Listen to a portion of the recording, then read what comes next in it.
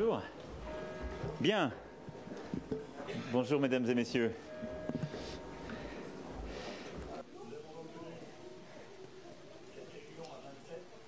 The 27 just attended this summit on the day we celebrate Europe, the 9th of Europe Day. This was an important meeting in order to assess the topics of the future.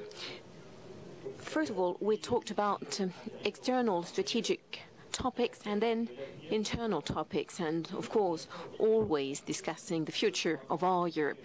And to summarize, there were, I believe, three key issues of the utmost important.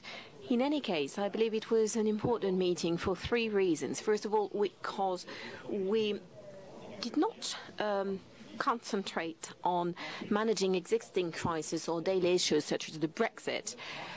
Also because this meeting on the 9th of May took place some 2 weeks before the European elections all around Europe. So 2 weeks before some 400 million of our fellow citizens express themselves, make a choice. Of course, it is depending upon the various lists in the different countries and their different visions, but still there are clearly some projects in favor of improving Europe, continuing to build Europe, and others, the purpose of which is to go back to nationalism.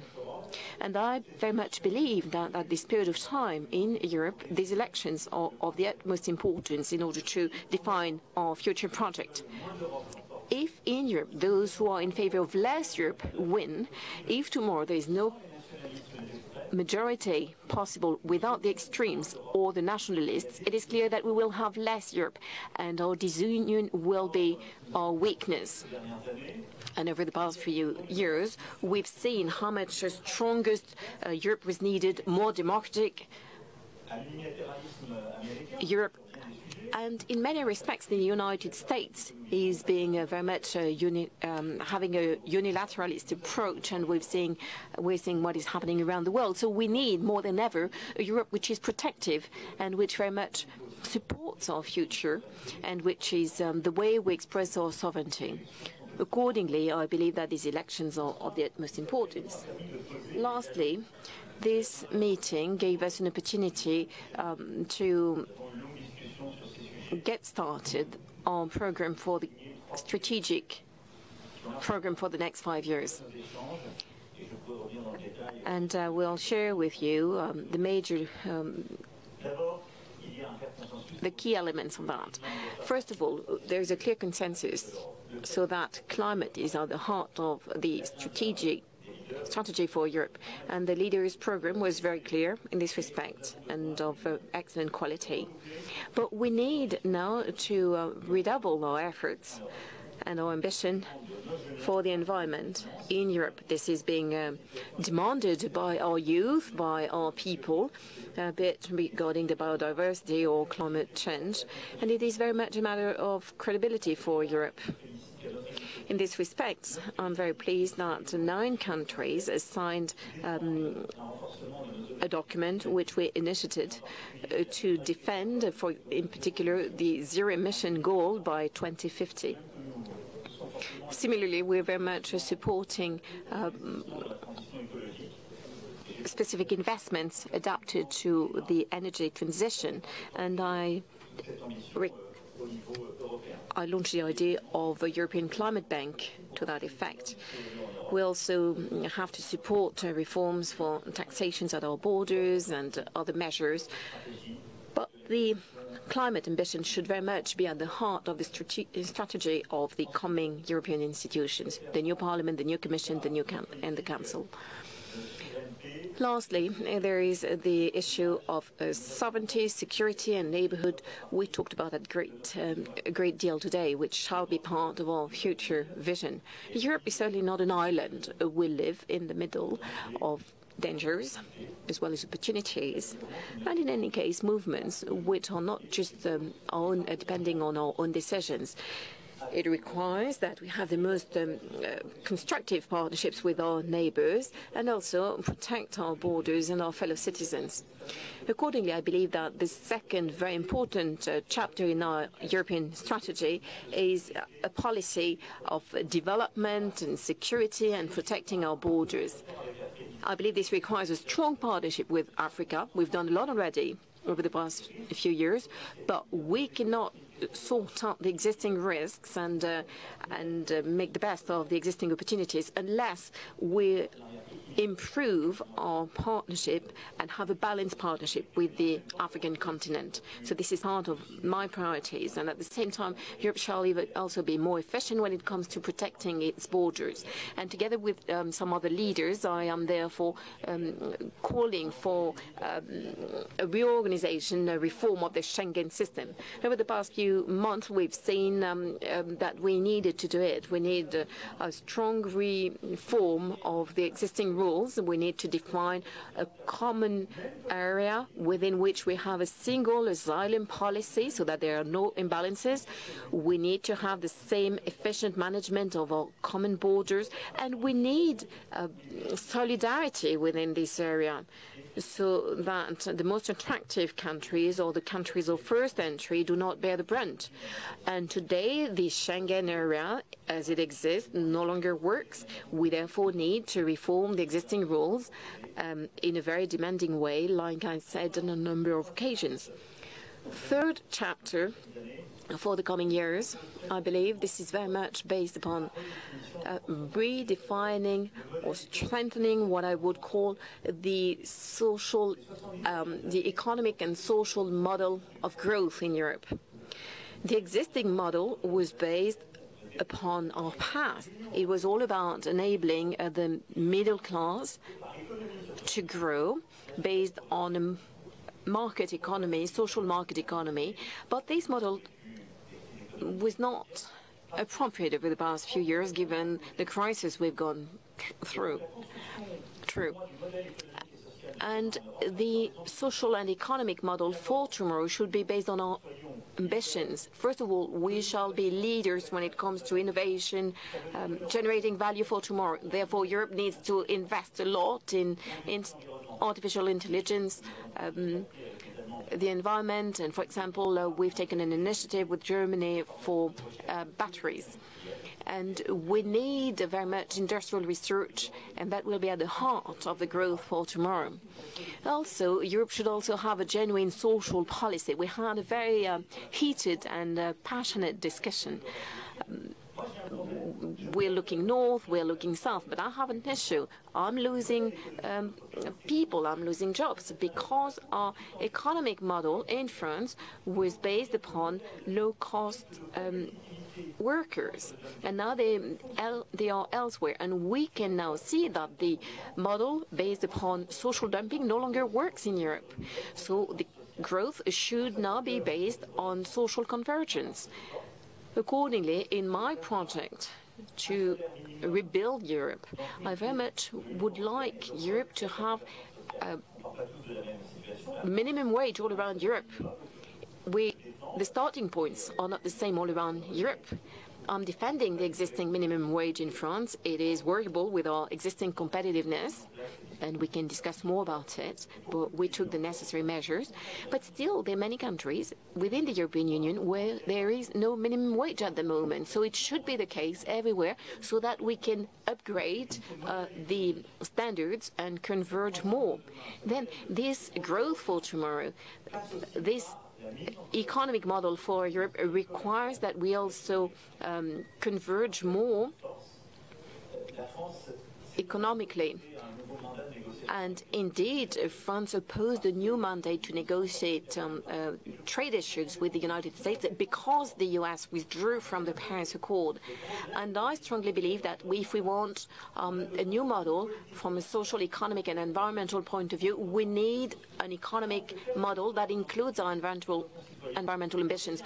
Otherwise, we will have an open market which will no longer defend our citizens and our economy economy against international competition.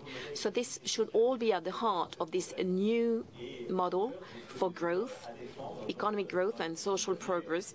This is what we will be fighting for in the coming years in Europe. This is the reason why the euro, our industrial policy, our environmental policy, our energy policy, all are at the heart of this ambition. Like I said over the past few days, and on the occasion in particular of a meeting with the representatives of the European unions. This is what will be at stake on the 26th of May and in the weeks to come.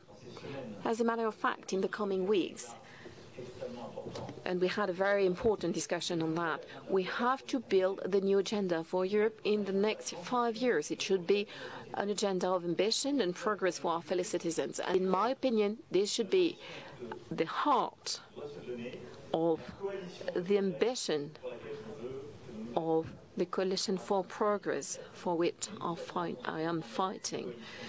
There will be some different points of view, but we should nonetheless have such a coalition, and we should never give in to the coalition for deconstructing Europe or destroying Europe. Thank you. A question from France 2, sir. I believe today you also talked about the renewal, the number of the representatives of the European institutions shall be replaced. So is France hoping for one of these positions? And what about the next head of the European Commission? Are you still against the system of the Spitzenkandidat? Indeed, we rather talked about this as a matter of principle, but of course there also were some side discussions, more specific ones. In any case, I fully share the opinion of Donald Tusk, and right after the elections I will make sure we are in a position to take the necessary decisions in compliance with the existing treaties. So an efficient and quick decisions in the days to come would be a good thing. I fully agree. Then I consider that our first goal, both for France and for Europe, should make sure that the people appointed, first of all, are chosen in coherence with the project coming out of the polls, support strong ambitions for Europe, and have the relevant skills and have something to bring to the European project. So I will not concentrate on issues of citizenship. With 28 and tomorrow 27 countries, this would make it impossible. But we should avoid finding a compromise and agreeing on finding a compromise on not necessarily with the best candidate. Of course, there will be some compromises, but I will make sure that we have the strongest possible leaders, and I will fight for them to be in line with the ambitions I just presented once again. Lastly, like you said, I'm not in favor of the principle of Spitzenkandidat because I'm coherent. I wanted some European lists. I would have wanted the same projects and the same lists to be discussed all around, but the main European parties were against that. They favored some national lists, and as a result, people who will mainly be discussing national issues. This is what I call kitchen candidates. And I believe citizens have had enough of that. So I very much would like tomorrow I would like us to have some European lists, and in the meantime, I am not in favor of the parties dealing alone with this issue. So I hope we can move forward towards more European democracy, elections to be more and more European, and like I said, we could have quotas all around Europe and elect dozens of MEPs based on genuinely European issues. Then they would have the necessary legitimacy. But in the meantime, I do not feel bound by the process chosen by a number of parties for themselves And I'm sure you will acknowledge that this has constantly been the French position. So we will have a clear debate in accordance with the treaties, and we shall see what the outcome is on the 26th of May, and then we will discuss with all of the leaders and the institutions wherever they have competence to do so. A question from Philippe Ricard, Le Monde. Do you therefore agree with Mr. Orban and Tsipras? They already said that they would not support Mr. Weber's election in case of victory of the EPP. Next, who could it be? Michel Barnier, a Frenchman? Well, it's too early to say who it could potentially be. All I said is I told you what the criteria should be, and then right after the elections, in the aftermath, we can look at the picture, the outcome, and reach the necessary conclusions. There will also be discussions between the heads of state and government and the political representatives, the parliament. As to the EPP candidate, I have a lot of respect for Mr. Weber, but like I said, I do not feel bound at all by the system of the Spitzencandidate. Mr. Tsipras is not either a member of this party, and he said he was not in favor of it either. But what is interesting is that even within the EPP, they may not all agree upon the Spitzencandidate system. So there is nothing new. A question from France 3, Pascal Verdeau. Back to the European elections, 77% of the young people said they will not vote. Maybe they consider that this Europe is somehow abstract.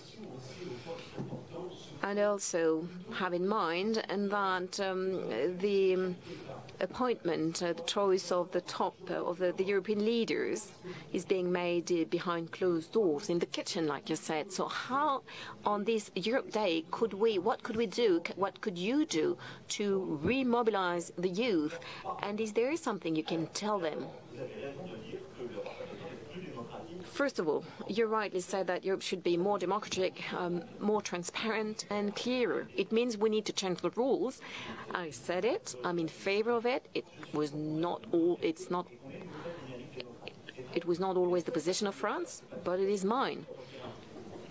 But to do so, it is not for the national parties to do so when they do not have any European legitimacy. It is for the citizens to lead. And for the appointments you both referred to, it is for the Council to decide. So the decide should look at the political forces around Europe and the Parliament. I expressed my position. I did not convince the political parties, but I hope I can convince my fellow leaders so that we can take the necessary decisions. But I would prefer these decisions to be taken by the heads of state and government who have legitimacy in their country, rather than by the heads of the parties who have no legitimacy at the European level. The heads of the parties have less legitimacy than the heads of state and government sitting at the council table. Next, as to the potential level of abstention, this is a cause of concern. This is the reason why I followed the appeal launched by Mr. Steinmeier, the German president. I think he rightly launched an appeal, a call for everyone to go and vote. But to our youth, I would say something very simple and clearly so. First of all, there is political awareness. We can feel it when our youth demonstrate in favor of climate. Together with 8 other heads of state and government, we earlier today met 3 young ladies who demonstrate and work to raise awareness on climate change. But at some point in time, it's not just on the street. They have to vote. This is very much the European conquest, victory. This is what democracy is all about. One cannot say there is some new political momentum on the street while ignoring the elections. I think this is very much, there is such an awareness of the citizens, and it should turn into the votes on the elections.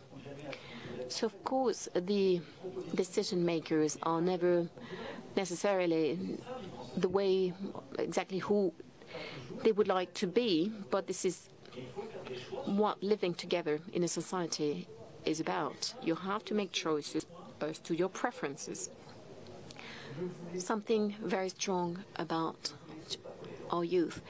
Do not let others steal Europe. I very often think about the British young people. At some point in time, they thought the Brexit, the referendum, was not about them. They did not go and vote, most of them, many of them, but they woke up right after the vote with the Brexit. And Europe, the Europe of the future, will be about climate choices, geostrategic choices, choosing an economic model, and all of that will bear fruit in 10 or 20 years. So it is your Europe which is being decided upon today. So it's not just for the political leaders, it's also for the journalists to tell our youth that it is their Europe which is at stake on the occasion of these elections. They can choose one project or another freely, but they shall vote. And you were asking me about a great European story I could tell them. First of all, something very simple. We somehow got used to comfort. Europe moves from one summit to another, so Europe is being taken for granted.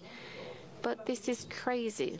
This Europe dates back to 70 years only, after centuries of wars. And everything we thought was impossible is becoming true.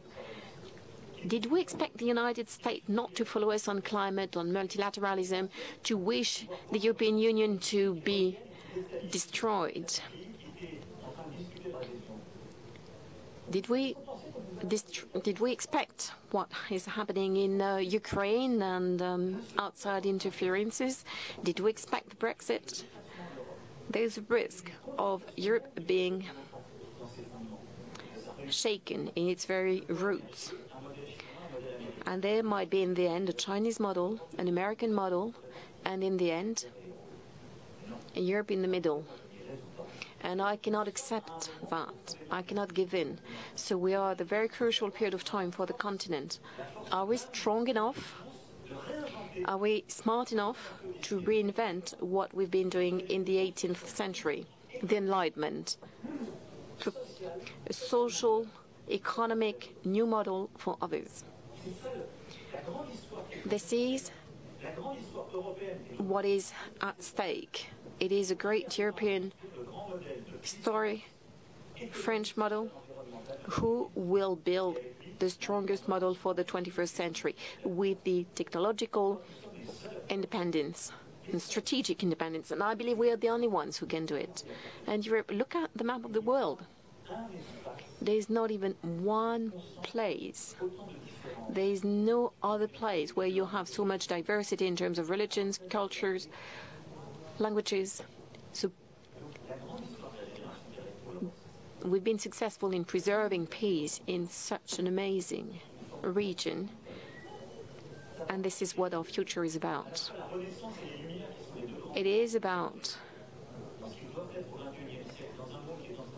bringing about to the 21st century what we've been able to do successfully in the past with a new economic, social, and environmental model. It is even more fascinating than it was 20 years ago. So, like you, I believe we shall do everything we can to convince our youth to go and vote. Question from BFM TV. Sir, twice today you talked about projects willing to build and others willing to recast Europe. Which are the parties you're referring to? Well, in France, the list Rassemblement National, indeed, is meant to somehow destroy Europe. They are nationalists, whereas I'm a patriot, I'm a European. And François Mitterrand told us that nationalism is war.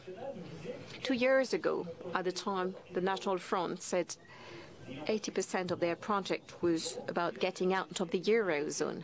Now they're telling us they will stay in the Eurozone, but the project is still the same. And I still did not get it. De facto, their project is to get out of the Eurozone, is to destroy our institutions, our acquis. So it is a project about breaking the Union. And China is getting stronger. The United States is trying to impose their views upon its views upon the world. So we need a stronger Europe. We need to speak up. And we certainly do not need the Rassemblement National to come first in France. Of course, I cannot bet as to the outcome, but I will do my utmost for them not to be the first party. Of course, I'm the president of all French people, but I will defend the choices we've been making for Europe. And supporting Europe, supporting the Euro, our willingness to be not only a founding member, but also to support this ambition. This is not just a political choice. It is the choice of the French nation. It's been expressed in a number of referendums, confirmed on a number of occasions. And I therefore strongly believe that this choice in favor of Europe is also that of my country and the one I should defend.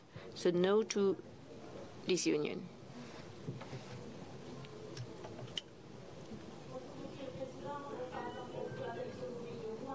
A question from the Romanian public television. A year ago, you talked about the risk of liberalism in Romania, talking about Hungary and Poland. What are your views as you are here today in Sibiu? Do you think that Romania has already chosen that path? First of all, please allow me here to warmly thank President Iohannis for his presidency of the European Union and for hosting us in Sibiu. I believe he's been handling this mandate very well. Next, there are decisions, ongoing decisions taken, and indeed some have shaken the rule of law. We're being vigilant. The Commission has said it, and I would like to say that nonetheless President Iohannis has always been there, vigilant, strong, to hold good. So I consider that for Romania, for the Romanian people, to be a strong country in the European Union, and to support all of its values, including the independence of the justice system and the rule of law. This is very important for the Romanian people. I therefore, of course, stand by the European Commission, and a number of European countries clearly took the floor on that on a number of occasions. And in this respect, I very much agree with the choices supported by President Iohannis on a number of occasions.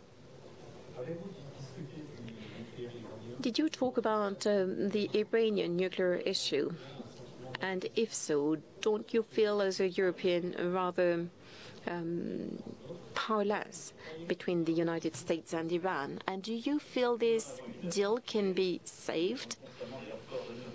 Of course, we've been talking about the matter, and we constantly coordinated our position with Germany and the United Kingdom, other countries. that signed the treaty, and we also discussed the matter with Mrs. Mogherini. Our position is clear. We're strongly in favor of the 2015 agreement. We, that being said, consider it's not sufficient and that we shall continue to talk about the nuclear matter after 2025, the ballistical activities of Iran and their presence in the region. But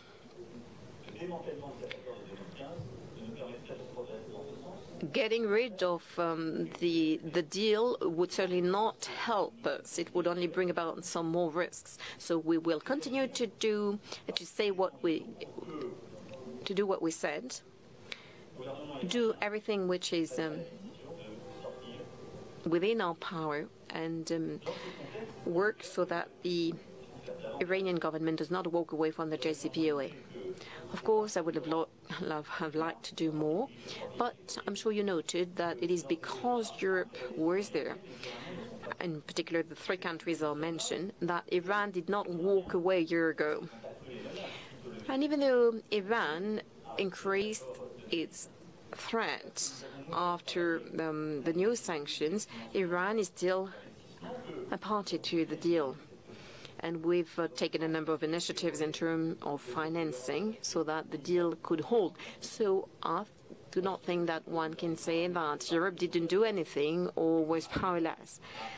Of course, now we would like all the parties to get back to the table and make sure that we can move forward in terms of joint ambition on the matter. If I take this example of the discussions on Iran, this very much illustrates a better European economic integration, because this shows that so far we failed in making sure that the euro would be a global currency that would bring about total independence to its businesses. And as a matter of fact,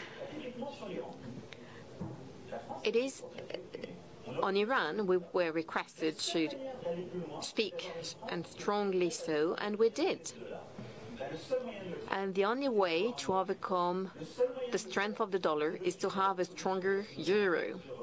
The only way of doing it is to have a genuinely European budget, a more integrated eurozone, so that we can have a genuine currency that is an alternative to the dollar.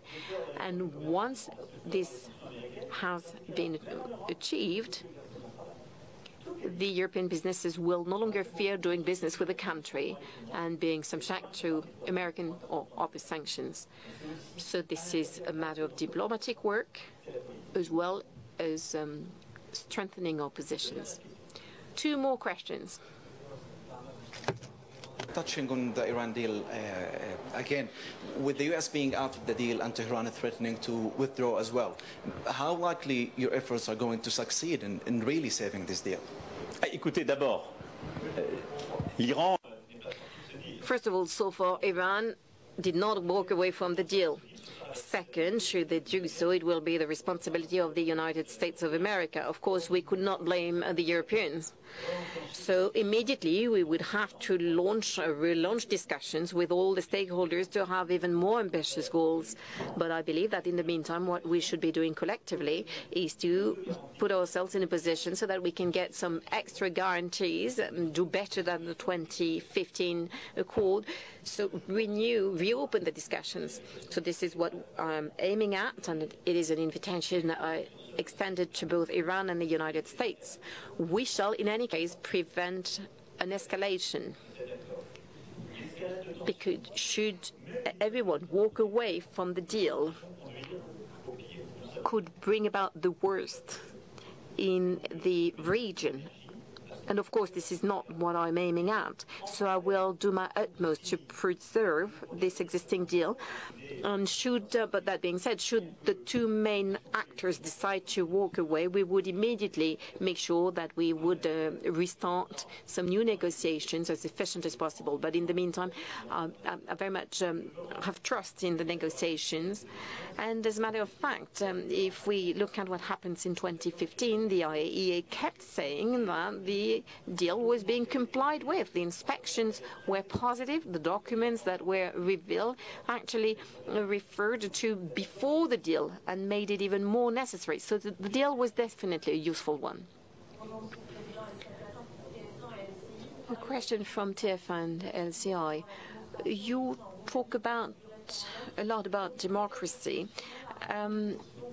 And today, the French Constitutional Council approved the possibility of a referendum based on a citizen initiative. This is in relation to the privatization of the Paris airport, ADP. Would you run that risk of such a referendum being held? Very simply, first of all, I do not comment on domestic issues when I am abroad. Second, I do not comment upon decisions taken by the Constitutional Court. The role of the President, my role, is to be the guarantor of the proper functioning of our institutions and compliance with our Constitution. A legal question was put to the Constitutional Court. I have no comment to make on it. Thank you very much. As you've seen, Europe is fundamental in these topics, so I agree with what you said. Let us explain Europe to our young people. Thank you so much.